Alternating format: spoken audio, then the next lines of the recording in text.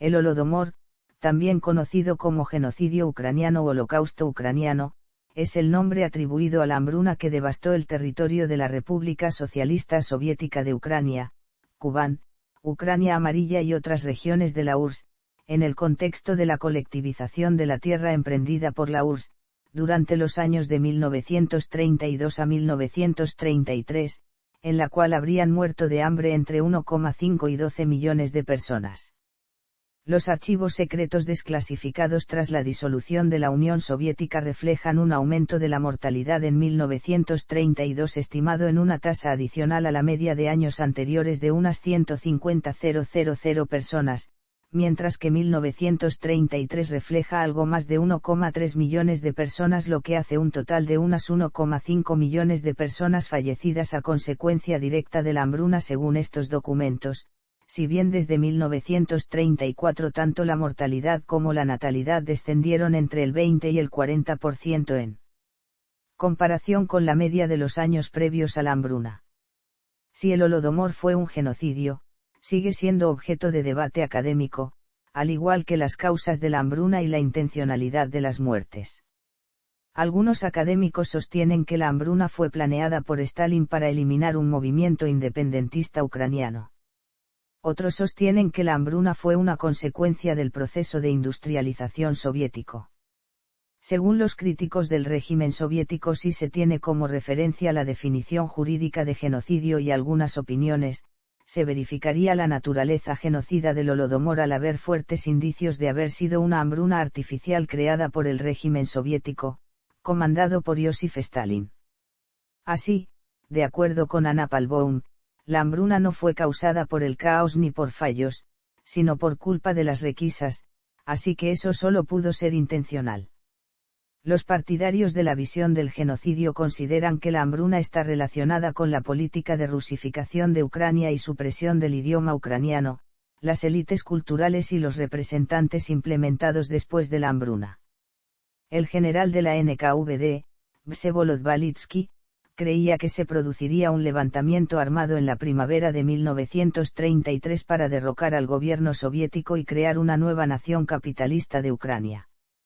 El secretario del Oblast de Kharkov, Pavel Postisev, se refirió a los nacionalistas burgueses como enemigos de clase, que deben ser eliminados. La primera oleada de purgas, que tuvo lugar entre 1929 y 1934, tuvo como objetivo la generación revolucionaria del partido, que en Ucrania incluía muchos partidarios de la ucranianización. El 23 de febrero de 1933, Andriy Kvilia fue nombrado para el comisario de educación en Ucrania, quien abogó por destruir los sentimientos nacionalistas en Ucrania en el campo de batalla del idioma.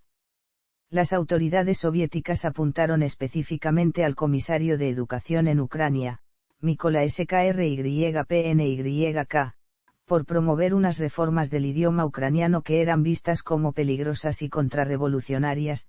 Skrypnyk se suicidó en 1933. La siguiente oleada de purgas políticas, que tuvo lugar entre 1936 y 1938, eliminó a gran parte de la nueva generación de políticos que habían reemplazado a quienes perecieron en la primera oleada. Las purgas redujeron a la mitad el número de miembros del Partido Comunista Ucraniano, y los mandos políticos ucranianos purgados fueron reemplazados en su mayor parte por los cuadros enviados desde la RSFS de Rusia, que también sufrieron muchas rotaciones, debido a las purgas de Stalin. Zaporizhia, Dnipro y Kharkov, donde todos estaban muy despoblados en la hambruna, donde también estaban sujetos a una estricta política de rusificación y repoblado con colonos rusos. Los colonos rusos habían sido enviados a 120 granjas ucranianas vacías en Olinka en el distrito de Bakhmatsk dentro del Oblast de Chernigov. Sin embargo, la mitad de los aldeanos ucranianos habían sobrevivido y regresado para reclamar sus hogares a los rusos. Entre 1934 y 1935 ocurrieron incidentes similares y la violencia entre los colonos rusos y los agricultores ucranianos hizo que 1 millón de los colonos fueran llevados de regreso a sus hogares. Además, los niños ucranianos enviados a orfanatos debido a la muerte de sus padres en la hambruna se vieron obligados a aprender ruso, como es lo que sucedió en Olinka con 2.900 niños enviados a su orfanato solo. De hecho, Járkov fue el más afectado por la hambruna, perdiendo alrededor de una quinta parte de su población. Desde entonces, más de 800 documentos se han descubierto en el Oblast que documenta a los administradores condenar las granjas estatales por fomentar el comportamiento de los extranjeros de clase, ordenándoles que confisquen el grano, de negar ayuda alimentaria, perseguir a aquellos que tomaron propiedad del Estado como espiguillas, y restringir la migración a través de pasaportes internos para granjas estatales que no pudieron cumplir con las cuotas de los tributos de granos para limpiarlos de extranjeros de clase. La política de rusificación fue más intensa en Ucrania que en otras partes de la Unión Soviética, por lo que este país contiene ahora el grupo más grande de rusófonos que no son rusos étnicos. En 2009 había en torno a 5,5 millones de ucranianos cuya lengua materna era el ruso. Los hablantes de ruso son más numerosos en la mitad sudoriental del país, mientras que tanto el ruso como el ucraniano son usados por igual en el centro, y el ucraniano es la lengua dominante en el oeste. Además, cientos de escritores ucranianos fueron asesinados en el Renacimiento ejecutado. Iosif Stalin firmó personalmente una orden de bloqueo de los ciudadanos de Ucrania y Kubán, un territorio poblado ucraniano que huye de las aldeas hambrientas, y solo estos territorios, que se argumenta para demostrar claramente una naturaleza genocida a la hambruna hacia los ucranianos en particular. Debido a esto, los ucranianos de Kubán fueron los más afectados por la hambruna, las transferencias forzadas y las políticas de rusificación durante el periodo que llevó a la reducción de la población ucraniana de 915.000 en 1926 a 150.000 en 1939. 219.460 ucranianos fueron encarcelados o deportados a su aldea debido a esta política, que produjo 150.000 muertes, en contraste con cómo 665.000 refugiados kazajos pudieron huir de su sección de hambruna. 70% de los refugiados sobrevivieron para ser repatriados después de la hambruna.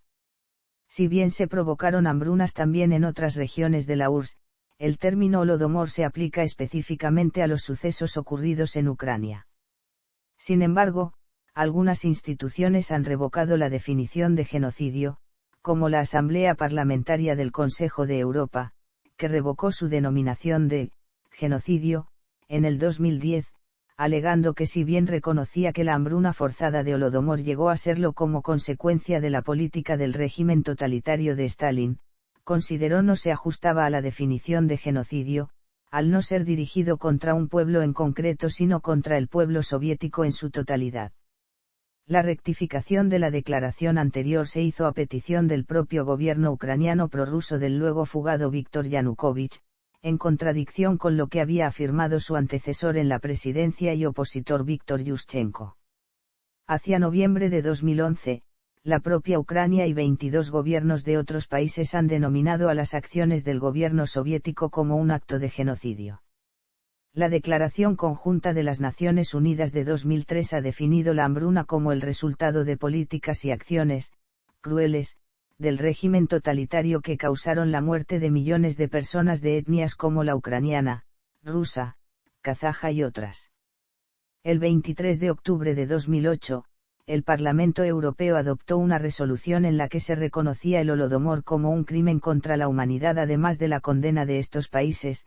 El Parlamento Europeo, la Asamblea General de las Naciones Unidas, la Asamblea Parlamentaria del Consejo de Europa en su resolución 1481, la Organización para la Seguridad y la Cooperación en Europa y la Organización de las Naciones Unidas para la Educación, la Ciencia y la Cultura han expresado su repulsa por los hechos, aunque sin utilizar la expresión genocidio en sus declaraciones. Etimología. La palabra Holodomor proviene del ucraniano y significa hambruna. El término fue utilizado por primera vez por el escritor Oleg Samusienko en un reportaje presentado a la Unión de Escritores Ucranianos de Kiev en 1988. Este acontecimiento se conmemora el cuarto sábado del mes de noviembre, tanto en Ucrania y como en las comunidades ucranianas de todo el mundo. 1929, gran colectivización y objetivos del Gran Viraje. En la década de 1930, Stalin decidió implantar una nueva política para la URSS, a través de una radical transformación de sus estructuras económicas y sociales, buscando los siguientes objetivos: la colectivización estatal de la agricultura, la expropiación por el Estado soviético de las tierras, las cosechas, el ganado y la maquinaria. De esa forma, el Estado pasaría a establecer los planes de explotación para regular la producción y obtener un modo de alimentar a las ciudades y al ejército casi gratuitamente, así como exportar los productos. Establecer un efectivo control político-administrativo sobre los campesinos, fortaleciendo el régimen soviético. Ese apoyo sería igualmente garantizado sobre los alimentos por medio de la eliminación de la clase más pudiente de la sociedad rural, los kulaks. Una industrialización acelerada de la Unión Soviética teniendo como base las exportaciones de productos agrícolas, sobre todo cereales. La guerra antiterratenientes. El proceso de colectivización de la agricultura fue una decisión del Comité Central del Partido Comunista de la Unión Soviética tomada en diciembre de 1929. La colectivización fue una verdadera guerra declarada por el Estado contra el modelo rural tradicional. Los campesinos, el 82% de la población soviética, fueron obligados a entregar sus medios de producción a la colectivización, cuyas pautas de producción las fijaban las autoridades centrales. La mayoría de los campesinos aún se encontraban en régimen de servidumbre, trabajando para los kulaks, pequeños agricultores a los que el zar Alejandro I de Rusia había emancipado entregando tierras. Para su ejecución, los funcionarios miembros del Partido Comunista que estaban presentes en los campos fueron apoyados por brigadas de activistas provenientes de centros industriales. La respuesta de los kulaks fue muchas veces extremadamente violenta, habiendo numerosas revueltas, disturbios y sabotajes por todo el país. La OGPU registró más de 14.000 casos.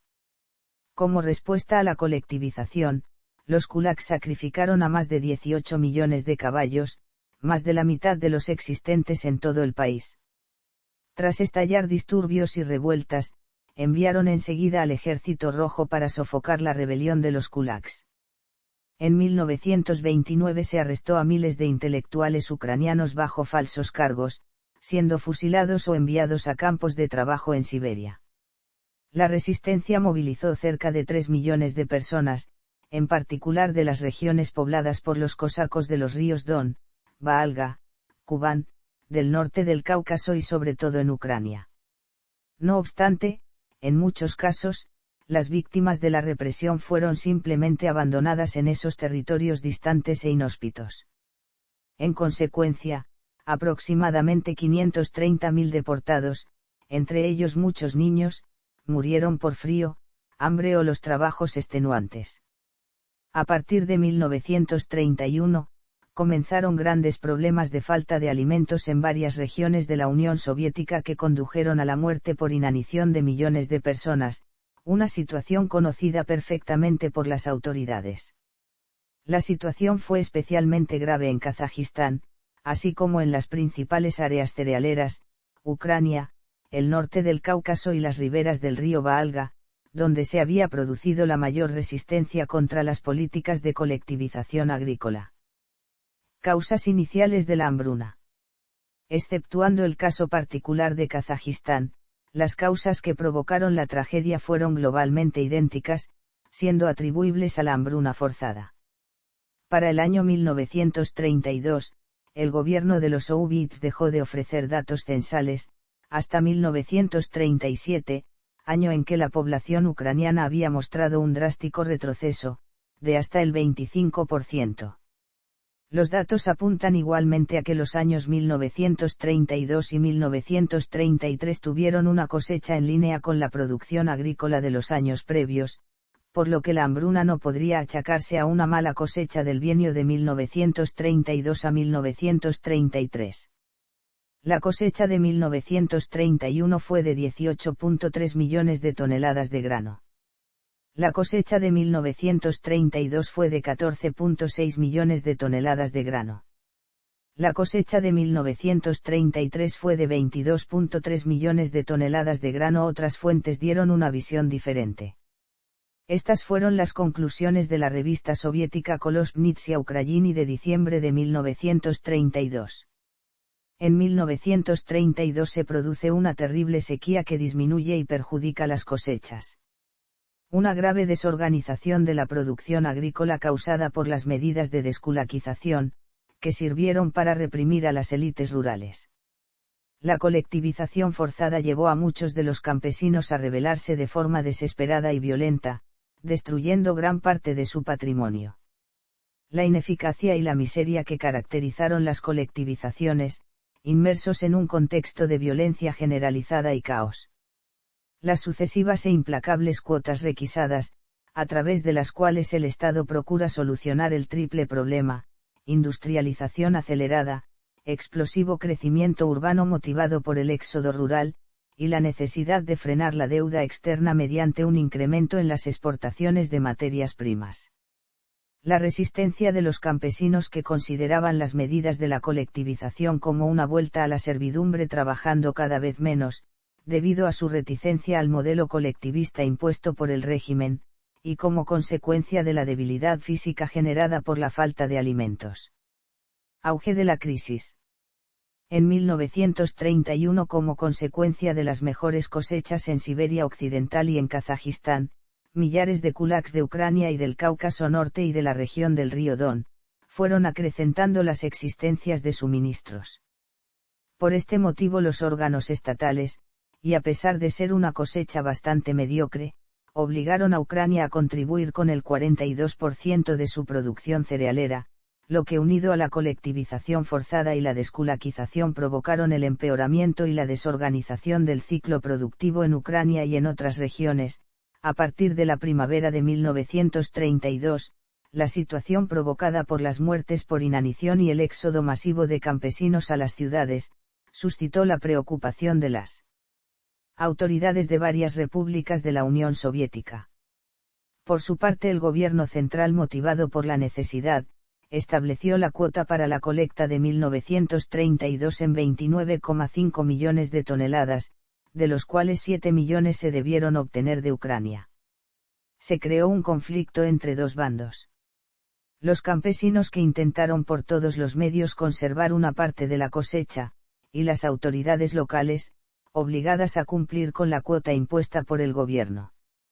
Las incautaciones de cereal fueron tan grandes, que los campesinos se vieron en la necesidad de esconder la mayor cantidad posible para garantizar las reservas alimentarias indispensables para su supervivencia. La campaña de la recolección de 1932 se vio envuelta desde el inicio en innumerables problemas y dificultades: manifestaciones de los campesinos afectados por el hambre, abandono de los campos, robo de los bienes pertenecientes a los kulaks, junto con la renuncia de muchos funcionarios locales y regionales del partido o de los soviets, por no querer aplicar las medidas necesarias, ni requisar las cantidades exigidas por el gobierno para cumplir con la cuota, que condenaría de hambre a decenas de millones de personas. Inicialmente, Stalin manifestó su creciente impaciencia respecto al lento ritmo que caracterizó la campaña de requisas de Ucrania, acusando a los dirigentes locales de la responsabilidad de la situación debido a su laxitud y la falta de firmeza contra los actos de sabotaje y de terrorismo, y para superar esas dificultades, el 7 de agosto de 1932 entra en vigor la ley sobre el robo y dilapidación de la propiedad social, que incluía penas de hasta 10 años de condena en campos de trabajo forzados. Las brigadas encargadas de la colecta efectuaron auténticas expediciones de castigo, normalmente en las regiones cerealistas. Estas apropiaciones fueron acompañadas de innumerables abusos, violencia física y detenciones de kulaks. A pesar de una ligera reducción en los objetivos de la colecta y de una represión extremadamente más dura, siendo condenadas más de 100.000 personas a muerte, en los primeros meses de la aplicación de ley, para el día 25 de octubre Moscú solo recolectó el 39% de la cantidad exigida a Ucrania. El término kulak siguió utilizándose por los grupos deportados en Siberia o Kazajistán. Por otro lado, las deportaciones también tuvieron como objetivo potenciar la colonización y explotación de los inmensos recursos de esas regiones. En total, en el contexto de la campaña de desculaquización, fueron deportadas de modo caótico y precipitado cerca de 2.800.000 personas, 300.000 de las cuales eran ucranianas. Los supervivientes trabajaron en las empresas dedicadas a la explotación de los recursos naturales, forestales, mineros, metalúrgicos, vías de comunicación, etc., siendo tratados como verdaderos esclavos sujetos a todo tipo de privaciones y abusos. Interpretación nacional, de Stalin. Entre julio y agosto de 1932, Stalin concibió un nuevo análisis de la situación de Ucrania y de sus causas, expresada en una carta enviada a Lázar Kaganovich el 11 de agosto.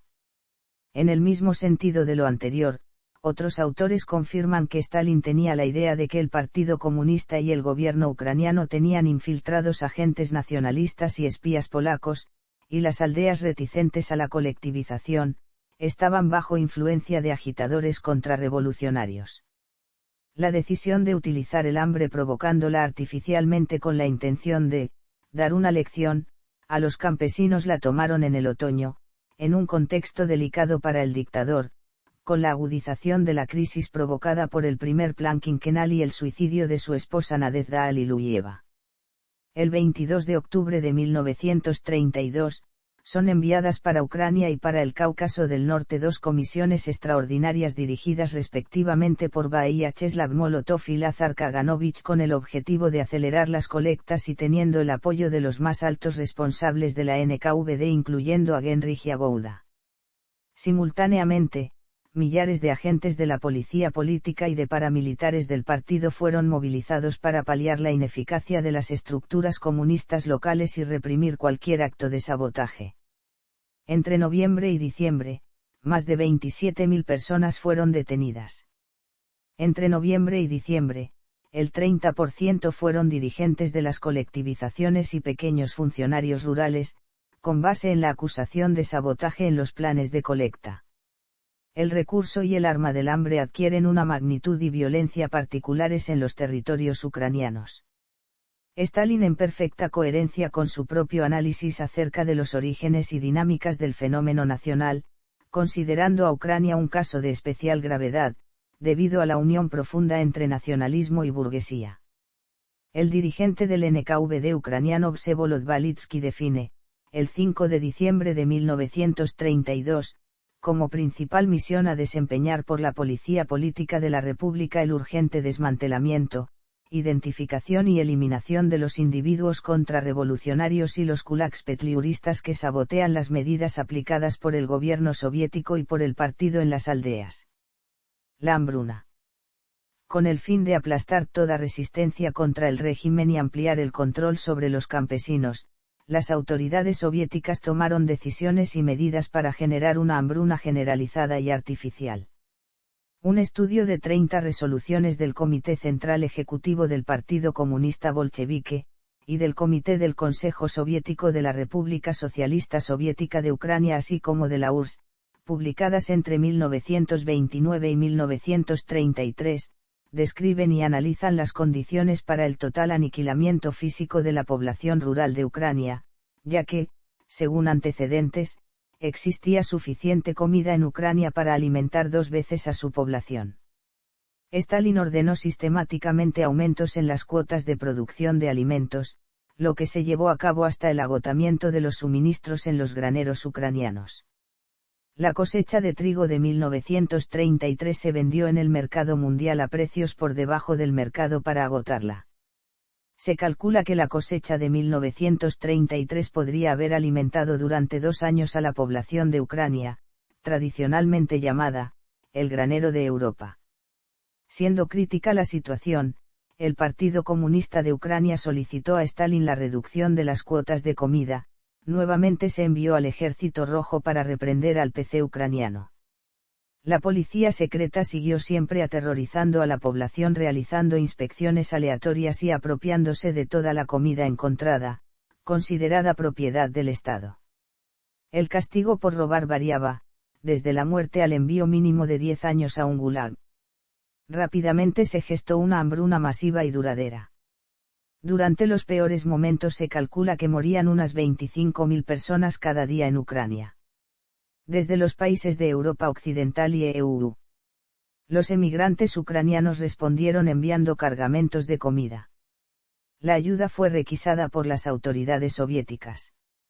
Los gobiernos y la prensa occidental ignoraron durante mucho tiempo los informes sobre las hambrunas que periódicamente se escapaban al control soviético. Muchos sectores de comunistas defensores de Stalin señalan que el Holodomor, como concepto de exterminio perpetrado por Stalin, es una creación ficticia de los servicios de inteligencia nazis, comprado como información por el magnate y propietario del Chicago's American de William Randolph Hearst y difundida por Occidente con fines de propaganda, tal y como recoge el libro de Douglas Totle, Fraud, Famine and Fascism the Ukrainian Genocide Myth. En el mismo se señala a los kulaks como responsables de las hambrunas, al quemar cosechas y realizar sabotajes. Número de víctimas. La cantidad total de víctimas es desconocida. Los historiadores tienen grandes dificultades para esclarecer el número por los siguientes factores. Las restricciones en el acceso a ciertos archivos de la URSS. La mortalidad directamente imputable a las epidemias del tifus. La política de secretismo impuesta por el régimen, al prohibir a los funcionarios de los soviets rurales mencionar el hambre como causa de muerte. La desorganización de los registros como consecuencia del fallecimiento o de la fuga de funcionarios pertenecientes a las regiones diezmadas. La circunstancia de que numerosas víctimas fueron enterradas en fosas comunes. Las migraciones y deportaciones de campesinos a otras repúblicas soviéticas. La adopción de la nacionalidad rusa por parte de muchos campesinos ucranianos a pesar de la existencia estimada que van de 1,5 a 10 millones de víctimas ucranianas. Los cálculos más recientes de historiadores, sobre la base de fuentes de los archivos soviéticos, indican un número de entre 3 a 3,5 millones de muertes. Por otra parte, se calcula que de 1,3 a 1,5 millones murieron en Kazajistán, así como centenas de millares en el Cáucaso del Norte y en las regiones de los ríos Don y Valga, donde el área más duramente afectada correspondió al territorio de la República Autónoma Socialista Soviética de los Alemanes del Valga, en total aproximadamente de 5 a 6 millones de víctimas, entre los años 1931 y 1933. Testimonios de algunos supervivientes. La web de Holodomor Survivors contiene abundante material sobre los supervivientes de Holodomor, incluyendo unos 60 vídeos con testimonios de supervivientes exiliados de la URSS. Condena internacional. Ucrania aprobó la ley sobre el Holodomor en Ucrania de los años 1932-1933, propuesta por el presidente del país, Víktor Yushchenko. Según esta ley, el Holodomor en Ucrania de los años 1932 a 1933 es declarado genocidio contra el pueblo ucraniano. En su preámbulo se incluye la definición del genocidio, de acuerdo con la jurisprudencia internacional aceptada. Asimismo, la propia ley establece que, la negación pública de la existencia del Holodomor de los años 1932 a 33 en Ucrania se considera una burla a la memoria de los millones de víctimas de la tragedia, una humillación a la dignidad del pueblo ucraniano y es ilegal. Con motivo del 75 aniversario del inicio del Holodomor, Ucrania presentó ante la Asamblea General de las Naciones Unidas, una nueva propuesta dirigida a declarar el Holodomor de los años 1932 a 1933 un genocidio contra el pueblo ucraniano. En la 58 sesión de la ONU se introdujo por primera vez en el Diccionario Internacional Político como término para denominar al Holodomor hambruna artificial. La declaración común fue apoyada por 63 estados y aprobada. El 23 de noviembre del 2008 el Papa Benedicto XVI, tras el rezo del Ángelus con los fieles congregados en la plaza de San Pedro, recordó la gran hambruna de los años 30 en Ucrania, coincidiendo con el 75 aniversario del Holodomor, En estos días celebramos el 75 aniversario del Holodomor, la gran hambruna que en los años 1932 y 1933 causó millones de muertos en Ucrania y en otras regiones de la Unión Soviética durante el régimen comunista. Actualmente, numerosos países denominan la hambruna de 1932 a 1933 como genocidio contra el pueblo ucraniano, expresando de este modo su valoración político-jurídica sobre este hecho. Entre ellos: Australia, Canadá, Santa Sede, Colombia, Ecuador, Estonia, Georgia, Hungría, Letonia, Lituania, México, Paraguay, Perú, Polonia, Ucrania. Estados Unidos, países que han condenado el Holodomor como un acto de exterminación. Argentina, Chile, Eslovaquia, República Checa, España, Brasil, Andorra, Italia. Controversias. La mayor parte de las controversias acerca del Holodomor surge alrededor de la cuestión de si la hambruna fue un objetivo intencional del poder y si tuvo motivos étnicos para llamarse genocidio. También se han denunciado casos de exageración, invención y falsificación de los hechos históricos en el tema. Los críticos que rechazan la catalogación de genocidio se basan en los siguientes argumentos. La mayoría de los materiales visuales atribuidos al Holodomor en realidad son de los archivos de la Cruz Roja y se refieren a la hambruna rusa de 1921, resultado de la Guerra Civil. Los materiales auténticos de los años 30 apenas puedan existir en tal cantidad debido al control total sobre los medios de comunicación de parte de los servicios de seguridad soviéticos en aquellos tiempos. En ocasiones se han utilizado imágenes de la Gran Depresión de los EUU.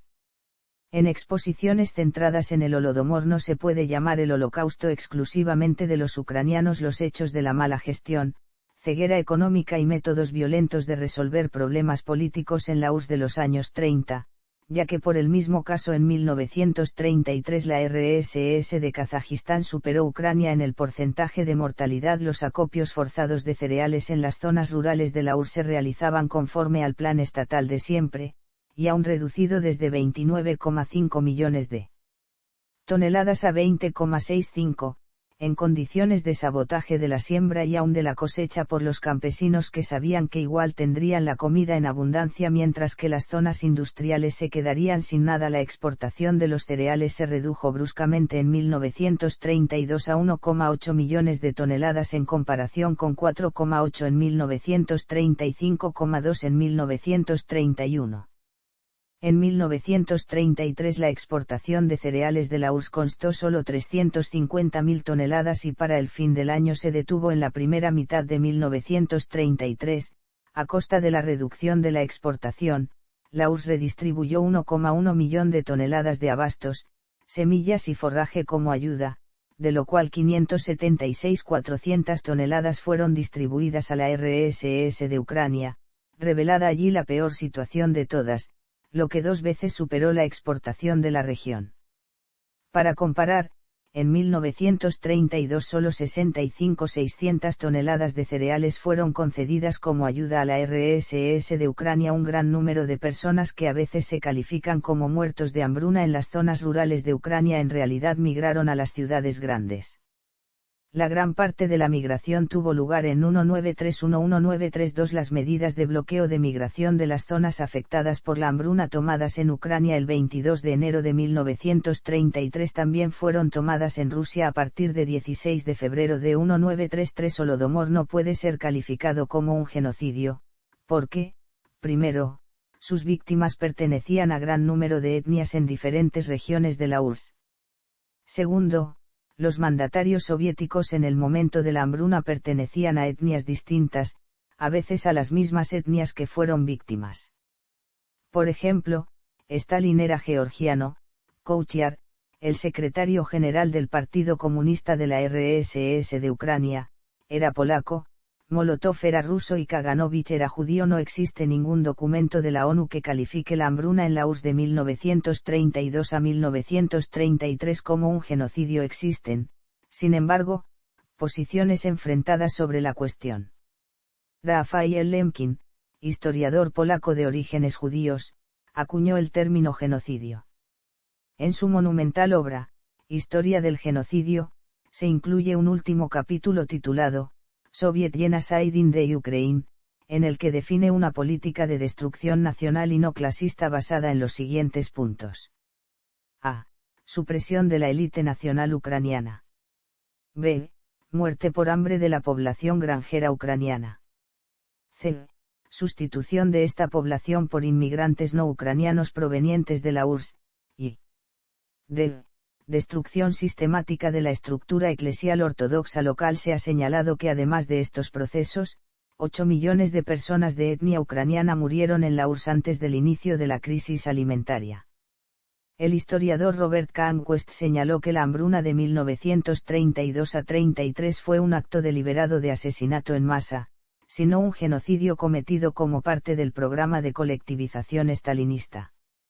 En 2006, el Servicio de Seguridad ucraniano desclasificó más de 5.000 páginas relativas a los archivos Holodomor. Estos documentos sugieren que el régimen soviético ignoró a Ucrania, permitiendo en cambio que otras regiones exteriores recibiesen ayuda humanitaria. Por otra parte, algunos investigadores afirman que el libro de Kahnquist sobre la hambruna está lleno de errores e inconsistencias y que debe considerarse una expresión del clima de la Guerra Fría. R.W. Davis y Stephen G. Whitcraft contactaron posteriormente con Kahnquist y señalaron que en la actualidad no considera que esta hambruna fuese deliberada. Kahnquist y, por extensión, Davis y Whitcraft sostienen que de haberse abandonado la industrialización intensiva, el hambre podría haberse prevenido, o al menos haberse abreviado significativamente. Consideramos la política de rápida industrialización como la causa última de los problemas agrícolas de principios de los años 30, y no creemos que las versiones de China o NEP sobre la industrialización fuesen viables en las circunstancias nacionales e internacionales de la Unión Soviética. Del mismo modo, juzgan que el liderazgo de Stalin fue responsable de errores significativos en el planteamiento de la industrialización de la agricultura. Davis y Whitcraft también citan una carta no publicada de Robert Kahnquist. Nuestro punto de vista sobre la relación entre Stalin y la hambruna es próximo al de Robert Kahnquist, quien anteriormente fue considerado el campeón del partido que consideraba que Stalin había causado el hambre deliberadamente, al modo de un genocida. En 2003, el diario Kahnquist nos escribió una carta señalando que no mantiene la idea de que Stalin incitase a propósito el hambre de 1933. No. Lo que discuto es que ante el panorama de una hambruna inminente, él pudo haberla evitado, pero antepuso el interés soviético a la alimentación de los que estaban muriendo de hambre, permitiéndola conscientemente. Esta retracción de Kahnquist también ha sido apuntada por Kulchitsky. Algunos historiadores mantienen que la hambruna fue una consecuencia involuntaria de la colectivización soviética, y que la resistencia presentada por el campesinado ucraniano solo exageró los efectos de una cosecha que ya era mala de por sí. Otros investigadores afirman que mientras la definición, genocidio ucraniano, suele aplicarse a este fenómeno, en un sentido estricto esta terminología es inaceptable. La distribución estadística de víctimas de la hambruna entre las diferentes etnias ucranianas refleja equitativamente la distribución de la población rural ucraniana. La población moldava, polaca, alemana y búlgara que residía en las comunidades rurales ucranianas sufrieron el hambre en la misma proporción que la población nativa. Aunque los grupos étnicamente rusos vivían principalmente en áreas urbanas, que fueron poco afectadas por la hambruna, la población rural rusa quedó tan afectada como la población rural de cualquier otra etnia. El diario Mark Tauger, profesor de la Universidad de West Virginia, afirmó que cualquier análisis que establezca que las cosechas de 1931 y 1932 no fueron extraordinariamente bajas, y que el hambre fue una medida política intencionalmente aplicada a través de racionamientos excesivos, está basado en una base documental insuficiente y una aproximación poco crítica a las fuentes oficiales. Sin embargo, el historiador James Mace escribió que el punto de vista de Tauger no era tomado en serio ni por rusos ni por ucranianos que hayan estudiado el tema. El profesor Michael Ellman de la Universidad de Ámsterdam sostiene que, de acuerdo con una definición laxa del término, la hambruna de 1932 a 1933 pudo ser un genocidio. Basa su afirmación en acciones de comisión y de omisión, la exportación de grano durante el periodo de hambre generalizado, impidiendo la emigración de las zonas más afectadas por la hambruna y no realizando ningún esfuerzo para asegurar la llegada de grano desde el exterior. La actitud del régimen estalinista en 1932 a 33, que consideraba que muchos de los que morían de hambre eran contrarrevolucionarios, vagos, o ladrones, merecedores de su destino. El autor por ello pregunta. A lo largo de su carrera como líder soviético, desde el Tsaritsyn al complot de los médicos, él hizo uso de violencia para lograr sus fines políticos. ¿Es realmente plausible suponer que con sus percepciones, convicciones, palabras, acciones, planes y declaraciones, Stalin se hubiese abstenido de utilizar un método eficiente y económico para reprimir a los elementos contrarrevolucionarios y liquidar vagos? Negacionismo del Holodomor. El negacionismo del Holodomor significa afirmar que la hambruna artificial ucraniana de 1932 a 1933 no existió o no fue causada por el gobierno soviético. Entre las causas alternativas se señala a las regulares hambrunas causadas por el clima y las atrasadas técnicas agrarias en Rusia y Ucrania durante el zarismo, la resistencia a la expropiación por parte de los pequeños propietarios campesinos de la época, o directamente a una campaña propagandística del nacionalismo ucraniano.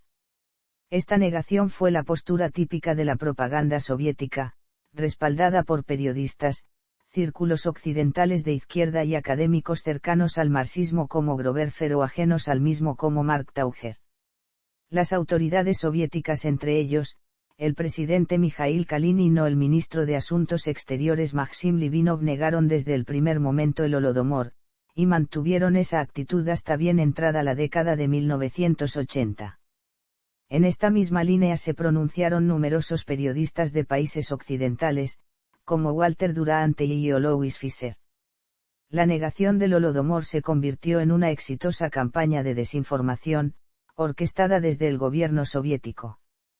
Stalin había logrado lo imposible, silenciar cualquier conversación sobre el hambre. Mientras morían millones, la nación entonaba las loas a la colectivización, tal como expresó el historiador y escritor Edvard Radzinsky. Otro experto sobre el tema, Robert Kahn-West, afirmó que fue el primer ensayo soviético de las técnicas de propaganda nazi, y que luego aplicarían durante los procesos de Moscú y el ocultamiento del Gulag. El gobierno soviético patrocinó al Partido Comunista de Canadá para lograr que Douglas Todt le creara una propaganda negacionista que condena al Holodomor como una mentira nazi, que todavía hoy está muy valorada por algunos historiadores como Groverfer. Este suceso formó parte también de la Gran Hambruna Soviética de 1932 a 1933. El Holodomor en la propaganda moderna. La hambruna sigue siendo un tema con connotaciones políticas, por lo tanto es probable que continúen los encendidos debates por mucho tiempo. El antecedente más cercano del Holodomor como genocidio fue en 1980, en Washington, mediante la creación de una comisión del Congreso de los Estados Unidos encabezada por el historiador James Mace, que presentó un informe donde llamó a la hambruna ucraniana de 1932 a 1933 genocidio. La Comisión del Congreso de Estados Unidos encabezada por J. Mace no tuvo acceso a los archivos soviéticos y trabajó principalmente con emigrantes que sobrevivieron a la colectivización y al hambre. Uno de los propagandistas del Holodomor genocidio, el historiador ucraniano Stanislav Kulchitsky, reconoció que la decisión del Congreso de Estados Unidos de definir la hambruna en Ucrania como genocidio no se basó en documentos, sino en juicios subjetivos de testigos del Holodomor. En 2007, el presidente Víktor Yushchenko ha declarado que desea una nueva ley penalizando la negación del Holodomor, mientras que el líder del Partido Comunista Petro Simonenko dijo que, él no cree que hubo una hambruna deliberada de ninguna manera, y acusó a Yushchenko de usar la hambruna para provocar odio. Pocos en Ucrania comparten la interpretación de la historia de Simonenko y el número de ucranianos que niegan la hambruna o la consideran que sucedió por causas naturales, cae en forma permanente. El 10 de noviembre de 2003 en las Naciones Unidas 25 países incluyendo a Rusia, Ucrania y los Estados Unidos firmaron una declaración conjunta en el 70 aniversario del Holodomor con el siguiente preámbulo. En la ex Unión Soviética millones de hombres, mujeres y niños fueron víctimas de acciones y políticas crueles del régimen totalitario. La Gran Hambruna de 1932 a 1933 en Ucrania, la cual costó entre 7 y 10 millones de víctimas inocentes y se convirtió en una tragedia nacional para el pueblo ucraniano. En este sentido nos adherimos a las actividades que se llevan a cabo en conmemoración del 70 aniversario de esta hambruna, en particular por el gobierno de Ucrania. Conmemorando este 70º aniversario de la tragedia ucraniana, también honramos la memoria de millones de rusos, kazajos y miembros de otras nacionalidades que murieron de hambre en la región del río Volga, Cáucaso del Norte, Kazajistán y otras partes de la ex Unión Soviética, como resultado de la guerra civil y la colectivización forzada, dejando profundas cicatrices en la conciencia de futuras generaciones. Uno de los más grandes argumentos al respecto, es que la hambruna habría sido precedida por un ataque contra la cultura nacional ucraniana, un detalle histórico común que precedió muchas acciones centralizadas dirigidas contra las naciones. A escala nacional, la represión política de 1937 bajo la dirección de Nikolai Yezhov fue conocida por su ferocidad, no obstante Lev Kopelev escribió, en Ucrania, 1937 empezó en 1933, refiriéndose al comparativamente temprano comienzo de las medidas enérgicas en Ucrania por parte de los soviéticos. Aunque la hambruna fue bien documentada en su momento, su realidad ha sido cuestionada por razones ideológicas, por ejemplo por el gobierno soviético y sus voceros, por otros que fueron deliberadamente engañados por el gobierno soviético, y, al menos en un caso, por Walter Duranty, para beneficio personal. Un ejemplo de una época tardía como opositor a la idea del Holodomor es el canadiense y periodista Douglas Totle, autor de Fraude, Hambruna y Fascismo, el mito del genocidio ucraniano desde Hitler a Harvard. Totle alega que aunque había severas privaciones económicas en Ucrania, la idea del Holodomor fue fabricada como propaganda por el régimen nazi y William Randolph Hearst para justificar la invasión nazi. Véase también. Crímenes de guerra soviéticos. Hambruna rusa de 1921. Economía de penuria. Colectivización en la URSS. Ley de las espigas. Gulag. Tragedia de Nacino.